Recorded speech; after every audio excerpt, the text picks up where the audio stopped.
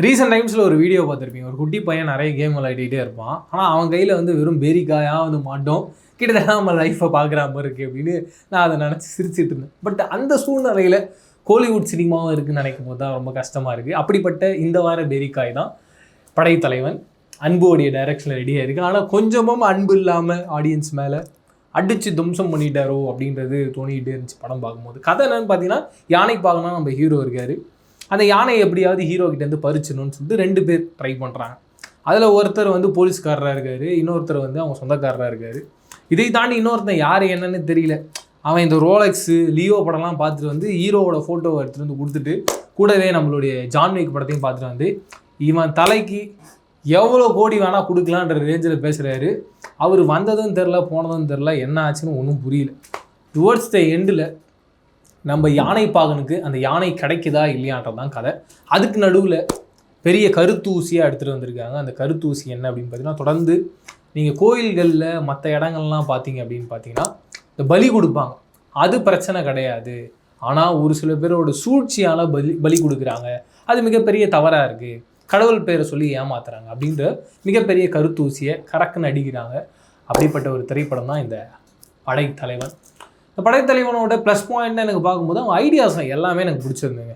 அவங்க ஒன்று ஒன்றா யோசித்த விதம், இப்போ அவங்க எக்ஸ்பிளைன் பண்ணுற அந்த ஏரியாஸ், இது எல்லாம் ரொம்ப அழகாக இருக்குது. ஆனால் அந்த சீனை கம்ப்ளீட்டாக இல்லாமல் இன்கம்ப்ளீட்டாக டக்குன்னு முடிச்சிடுறாங்க. ஒரு ட்ராமாவை அவங்களால பண்ணவே முடியல.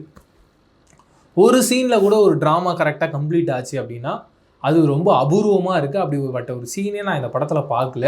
அது இந்த படத்தோடைய ஒரு பெரிய மைனஸ் பாயிண்ட்.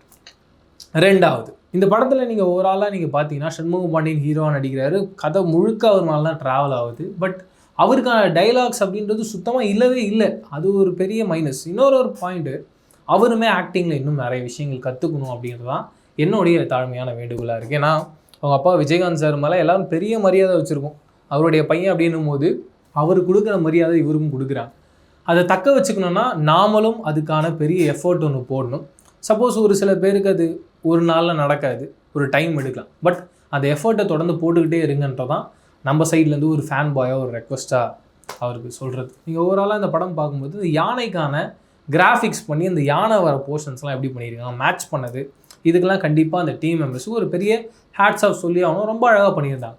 அண்ட் மியூசிக்காக இருக்கட்டும், சினிமோட்டோகிராஃபி, இந்த கதைக்கு என்ன தெரியாது. பட் எடிட்டிங்காக பொறுத்த வரைக்கும் நிறைய கிளம்சி கட்ஸுங்க. எனக்கு தெரிஞ்சு டியூரேஷனாக நிறைய இருந்ததுன்னு நினைக்கிறேன். அதை ட்ரிம் பண்ணும், ஷார்ட் பண்ணுன்னு சொல்லிட்டு கட்டன்னு கட் பண்ணியிருக்காங்க. அது படத்தை பயங்கரமாக டிஸ்டர்ப் பண்ணுது. அண்ட் படம் முடிஞ்சதுக்கப்புறமா என் கிரெடிட்ஸில் வந்து அந்த சாமி கோயிலுக்கு போய் எல்லாரும் பூஜை பண்ணுறாங்க, கொண்டாடுறாங்க, அந்த சாமி தான் வந்து எல்லாத்தையும் காப்பாற்றுனாங்கலாம் சொல்கிறாங்க. அப்படி லாஜிக்கலாக படத்தில் அந்த சீன் கன்வேவே ஆகலை. அப்படி ஒரு சீனும் இல்லை படத்தில். அப்புறம் ஏன் சம்மந்தமே இல்லாமல் கிளைமேக்ஸில் இப்படி ஒரு சீன் வந்ததுன்னு எனக்கு சுத்தமாக புரியல. நான் ஒரு மாதிரி ஸ்டன் ஆகி தான் உட்காந்து பார்த்துட்டு இருந்தேன். கதை வந்து அது இழுப்புக்கு எங்கே வேணால் போதுங்க. அவங்க அம்மா சென்டிமெண்ட் ஒரு சீனில் காட்டுறாங்க.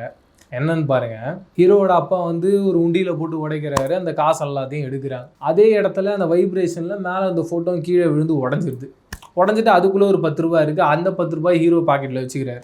அங்கேயே ஒரு சீன் என்ன எக்ஸ்பிளைன் பண்ணுறான் அப்படின்னு பார்த்தீங்கன்னா, நீ எதுக்கு இது அபசுகனமாக நினைக்கிறேன், நல்ல சகுனமாக நினைன்றான். இப்போ படத்தோடைய கோர் கண்டென்ட் என்ன அப்படின்னு பார்த்தீங்கன்னா, இந்த மூட நம்பிக்கையில் மக்கள் மாட்டிக்கிட்டு இருக்காங்க, அதில் மாட்டிக்காதீங்க அப்படின்னு. ஆனால் படத்துலேயே வந்து ஹீரோட அப்பா என்ன சொல்கிறாருன்னா, இதையே நீ நல்ல சகுனமாக பார்க்க மாட்டேன்னு கேட்குறேன். என்னடா உலகம், இது ஒன்றுமே புரியலையேடான்ற மாதிரி இருக்குது. அதுக்கு அவங்க பாயிண்ட் சொல்லுவாங்க, ஆக்சுவலாக அது கெட்ட சகுனமாக தான் பார்ப்பாங்க எல்லாரும், நாங்கள் எப்படி மாற்றி சொன்னோம் பார்த்தியா. மூட நம்பிக்கைன்னு வந்துட்டா நல்லதாக இருந்தானே கெட்டதாக தான், மூட நம்பிக்கை தானேப்பா அப்படின்ற கேள்வி நமக்குள்ளே வருதில்ல. அப்படி கதையாகவுமே சரி, கருத்தாகவும் சரி, கரெக்டான ஒரு ஸ்டேஜிங் இல்லாமல் இருந்தது. இது எல்லாம் தாண்டி கதையில் ரொம்ப சீரியஸான ஒரு போர்ஷன் ஒன்று போயிட்டுருக்கு. குபீர்னு சிரிப்பு வந்துருச்சுங்க. கஷ்டமாக இருந்தது உண்மையாக. சிரித்ததுக்கு அப்புறமாவே எனக்கு கஷ்டமாக இருந்துச்சு. என்னென்னா, காட்டு யானைகள்லாம் ஓடி வருதுங்க திபுன்னு. நீங்கள் அப்படிப்பட்ட சீனை உண்மையாகவே ஒரு காட்டு யானை வருது அப்படின்ற அந்த வைப்ரேஷனை தெரிஞ்சுக்கணும்னு ஆசைப்பட்டீங்கன்னா, முஃபாசா அப்படின்ற படம் ரிலீஸ் ஆகிருக்கு, டிஸ்னியில் இருக்குது அந்த படம். நீங்களும் இப்போ பார்த்தீங்கன்னா ஹாட் ஸ்டாரில் பார்த்தீங்கன்னா இருக்கும்.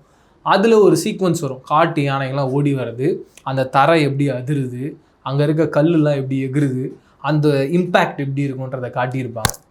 இப்படி தான் இருக்கணும் அந்த சீன். ஆனால் அந்த காட்டு யானையை ஓவர்டேக் பண்ணிட்டு போகிற அளவுக்கு நம்ம ஹீரோவுக்கு மட்டும் இல்லாமல் ஒரு ஆள் அந்த ஊர் மக்களுக்கே வந்து ஒரு பவர் வந்து அப்படி ஓடுறதுலாம் என்ன என்ன நடக்குதுன்னே புரியலையேப்பா அப்படின்ற மாதிரி இருந்தது. எங்கேயோ கொண்டு போய் ஏதோ ஒன்று சொல்லணும்னு சொல்லிட்டு ஒன்று ட்ரை பண்ணுறாங்க.